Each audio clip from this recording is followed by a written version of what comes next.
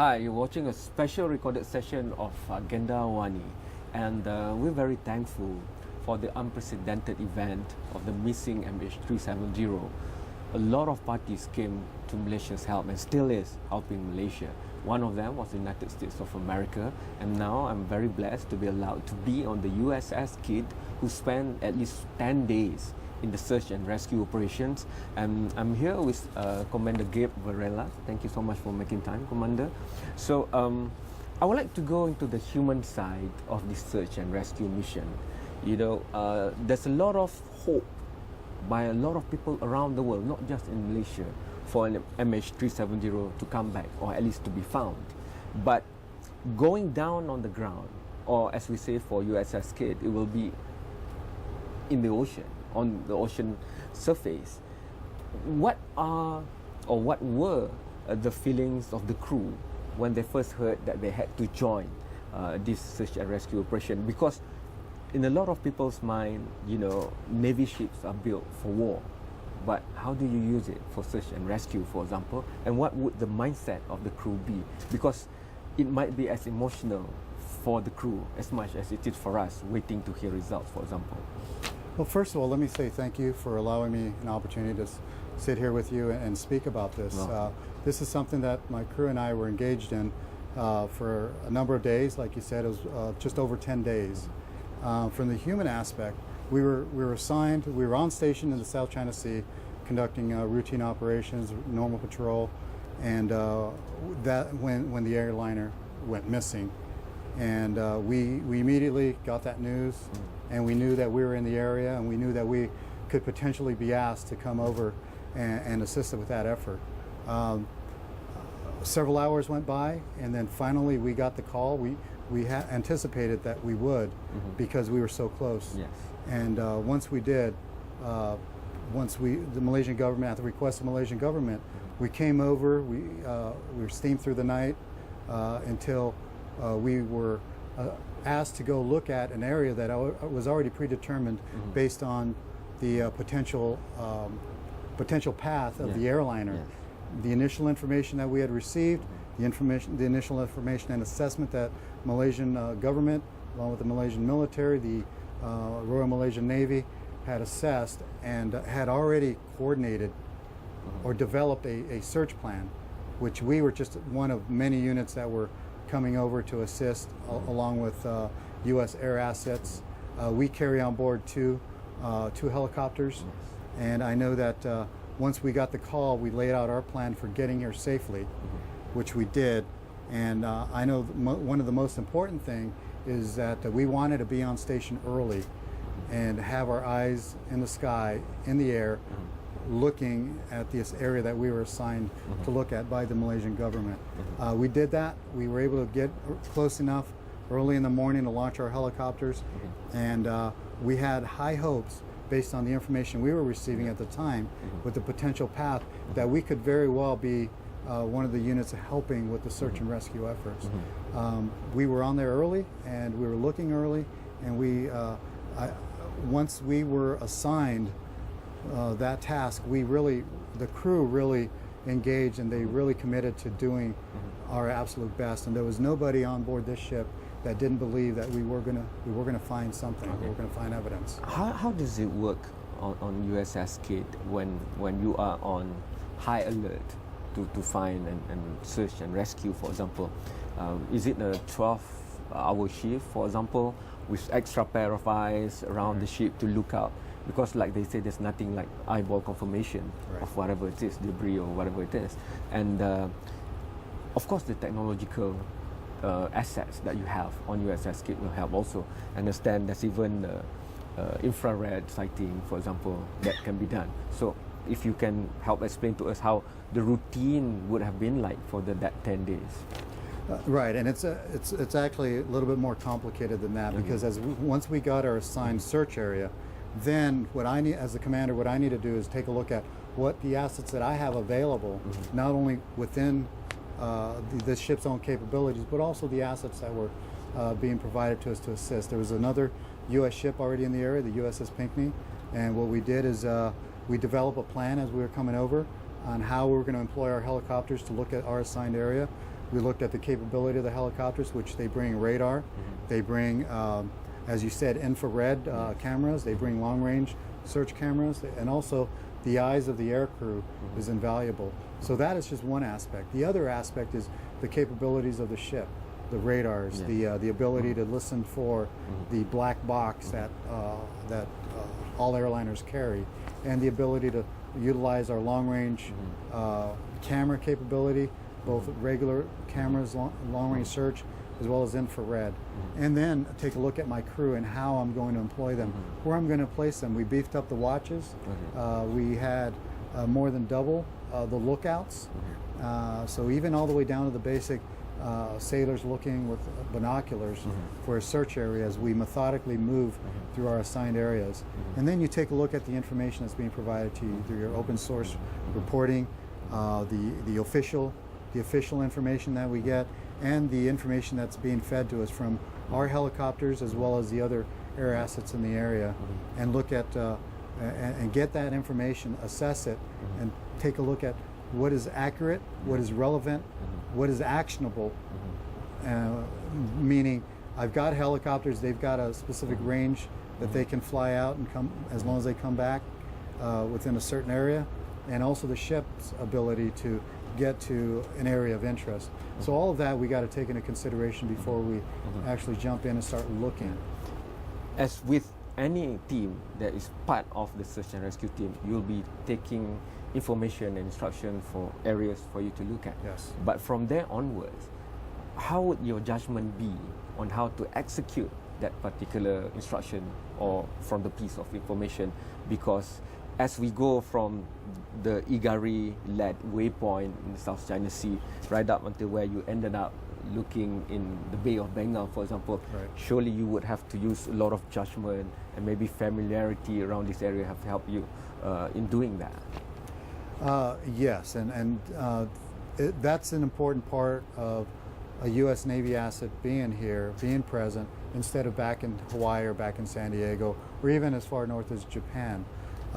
By us operating in this area, we become familiar with the normal patterns of life. We can become familiar with the shipping, the fishing activity in the area, and by being here and operating and already conducting normal operations, we were already present, we were already here, we were already available, which expedited our ability to get on station and start looking and helping out the Malaysian government based on where you wanted us to look.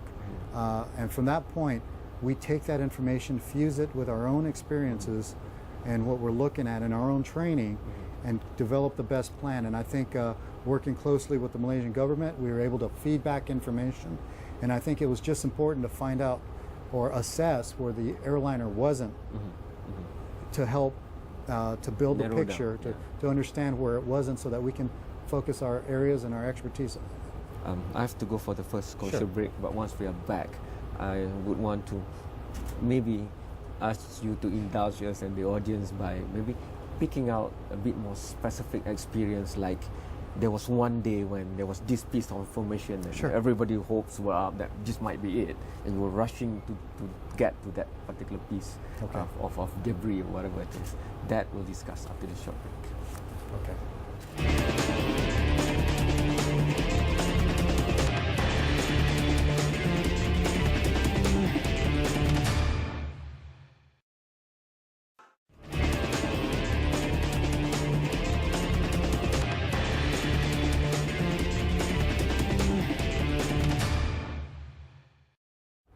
Hi, still watching Agenda Awani, and this is still a special recording session on USS Kidd. I'm still with Commander Gabe Varela, and if you can share with us that moment. I'm sure a lot of times it will be sort of routine, looking out into the open blue sea and trying to find something, but there'll be time when there's a piece of information coming in and there's a bit more urgency.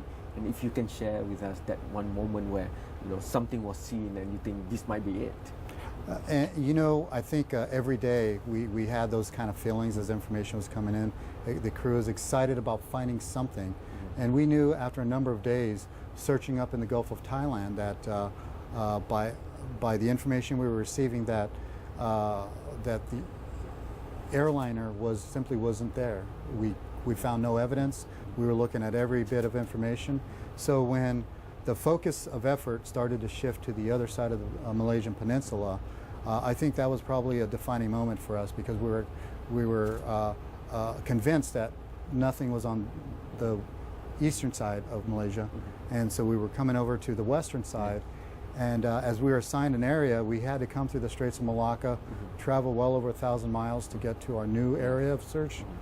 And there was high confidence that, based on some of the open source reporting that you may have seen, that something may be out. As a matter of fact, we had U.S. air assets out there, P3 and I believe a P8, that were searching, and they were able to obtain some pictures of floating objects in the water, just outside of probably about 20 to 30 kilometers away from the entry to Port Klang. And so when we received that information, we were very excited that we were going to go and be able to finally find evidence, find answers, because everybody on board the ship, we all love somebody, and we all felt that if somebody that we knew and loved was on that aircraft, that we'd want somebody to do something about it. And I talked earlier about actionable evidence. Those pictures were actionable evidence that something may be out here. So when we came around, repositioned, we were able to employ not only our helicopters but also ourselves. And I personally put my eyes on what the aircraft were seeing. Even though it looked like floating luggage, it looked like floating debris that could be associated with an airliner, it was nothing more than very large fishing buoys that were utilized. But that was a piece of evidence that we were able to discount by moving the USS Kidd around through the Straits of Malacca and putting our eyes on what they were seeing from the air and associating that with. Naval ships, as compared to commercial ships, are built for a bit more speed. So maybe the design of the ships make to cut across water faster. But that also means if the waves get bigger, you get thrown about more. Is that true for the crew? That is. There's areas out there and environmentals that make you appear very insignificant, make you feel very insignificant. But you are right in that the design and the capabilities of the ship, even though it was designed to do something else, it's a great asset for employing for search and rescue because of our ability to reposition, because of the skill sets that we have on this ship with our smart sailors and our officers and our training, that we can take a look at a problem, whether it be search and rescue or another humanitarian and disaster relief effort, and utilize the ship because of our speed, because of our equipment, because of our systems that we have, that we can effectively help in any one of those efforts. And I think in this particular case, because we were a warship, that was able to reposition quickly, and lots of times overnight, if we received a report, which we did in a couple of occasions, that there were something that could be 200 miles from us, well, we can steam throughout the night or get in at least close enough to launch our helicopters, which we did on a number of occasions. I have to go for the last break, yes, but please. Once we are back, Commander, I would like to tap into your experience, because you've gone through the ranks from petty officer right up until where you are now, and you've been around the Pacific Ocean so much, and it's easy for normal layman to say, of course the US Navy will work with the Malaysian Navy, will work with Singapore Navy, but it might not be that easy if you don't have prior relationship. So I would like to tap into your experience to look at the strategic deployment, especially of the 7th Fleet, around the Pacific and right up until maybe Bay of Bengal, for example, and how that have helped to make the search and rescue effort more strategic by USSs helping the Malaysian government in charting out what to do. That we'll discuss after the short break. Thanks.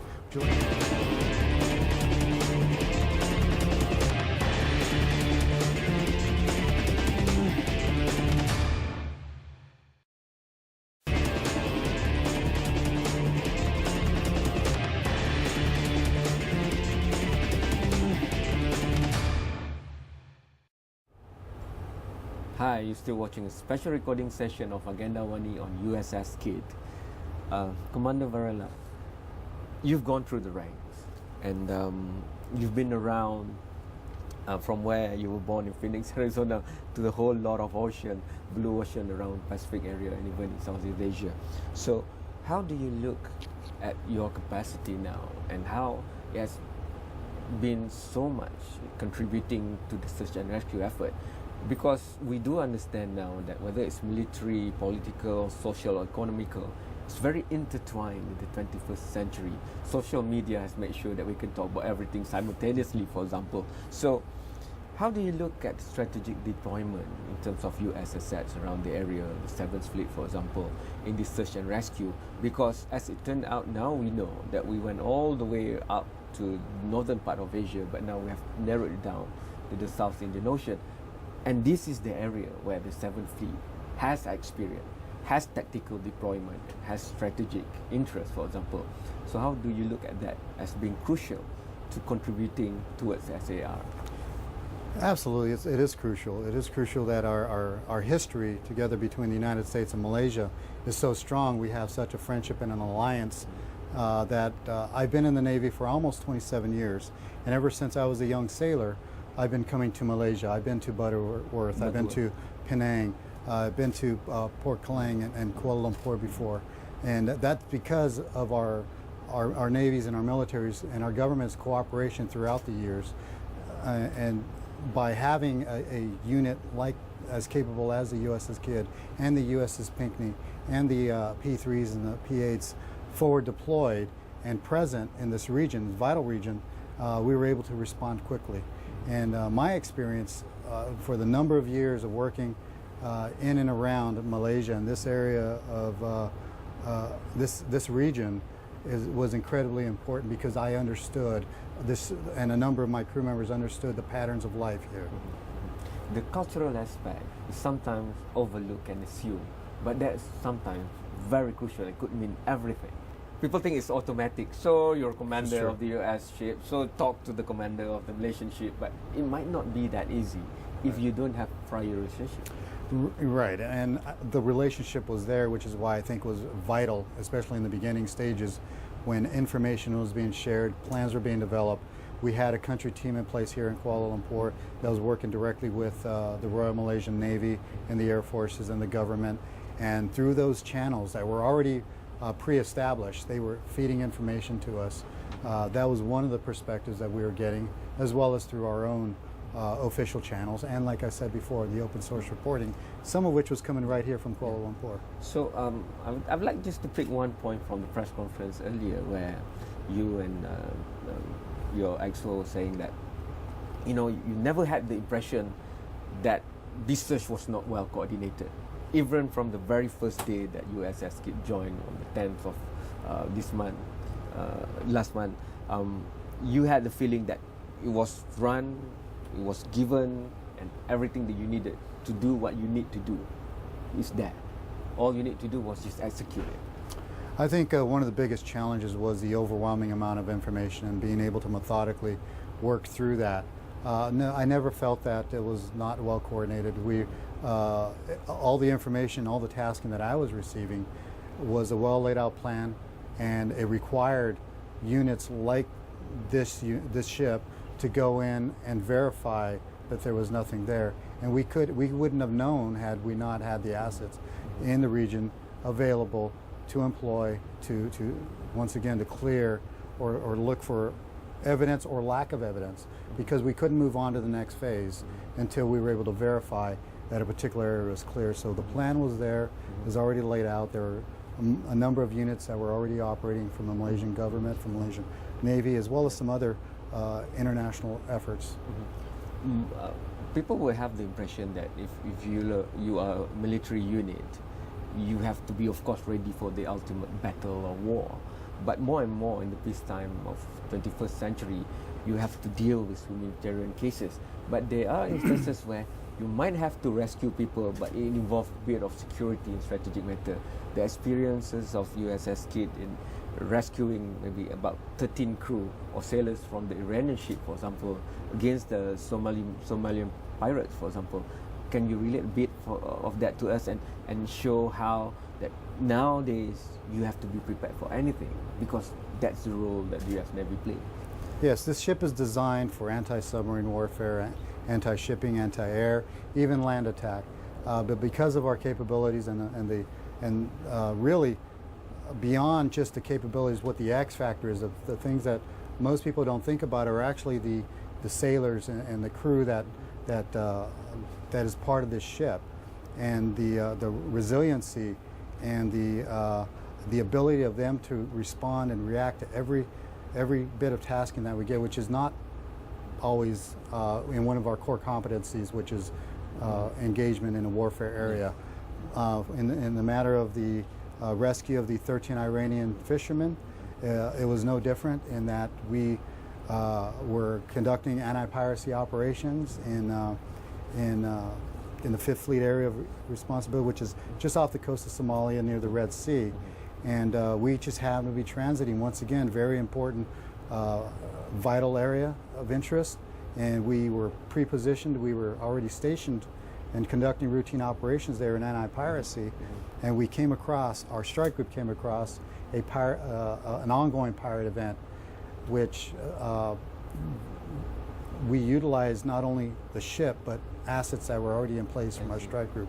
We handed over, they passed over the information that they had available. We continued to prosecute the information that we had. We developed a plan. We approached a ship that happened to be pirated by 15 Somali.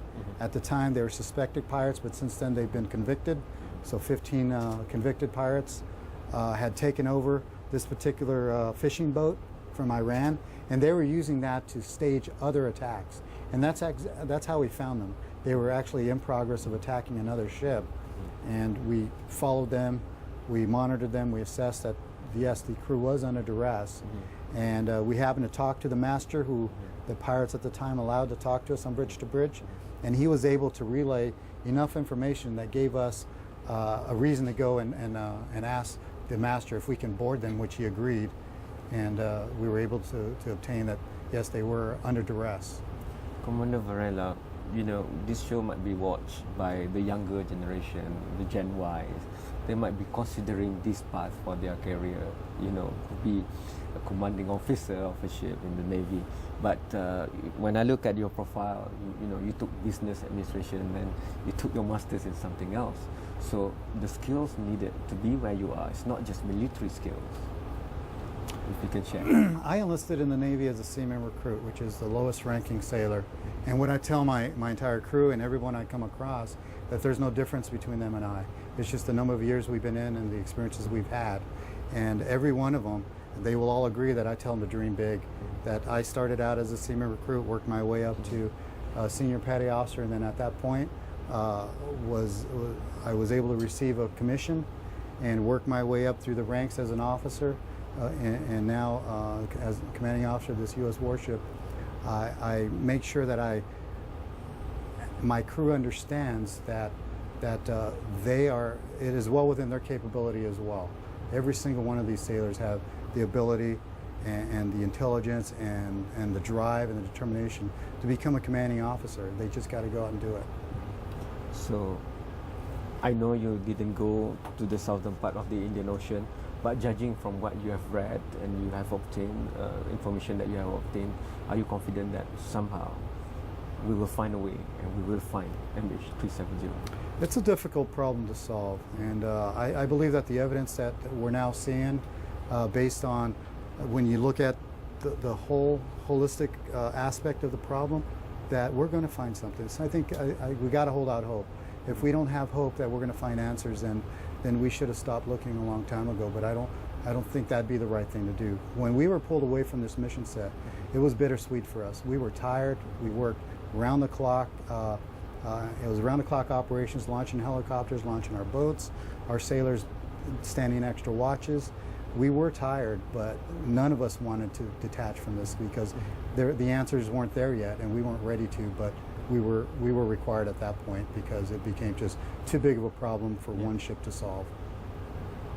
I think I represent a lot of Malaysians by saying that thank you so much to you and your crew for your help in the search and rescue of MH370, and let's hope for the best. Thank you. Can I say that I offer my condolences to the friends and families and all those that are involved. I hope that we brought a little bit of assistance, or at least hope, that there was going to be evidence found, and this missing airliner will be found someday. And my condolences and of the entire crew go out to the friends and families, and we pray and we hope every day that answers will be found. Thank you so much. Thank you. And this has been special Agenda Awani recording on USS Kidd. Until next time, goodbye.